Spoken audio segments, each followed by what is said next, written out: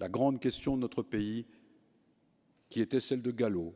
est de s'arranger de la coupure révolutionnaire, puisque la Révolution, en fondant le culte de la liberté et de la justice sur la récusation du passé, nous pose un problème difficile à surmonter, ce dont la succession de nos constitutions est un signe parmi d'autres.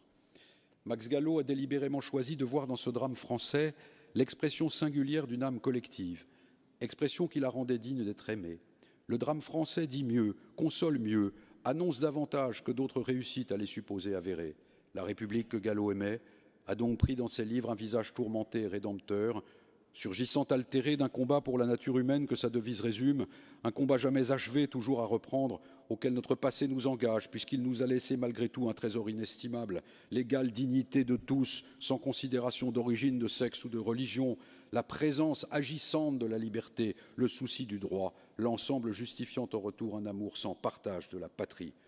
Et cet amour est aventureux,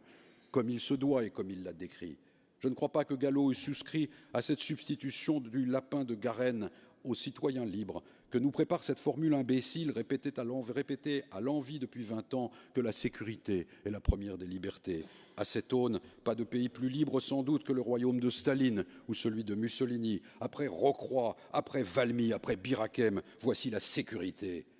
comme la ceinture du même nom, comme le rêve de l'escargot.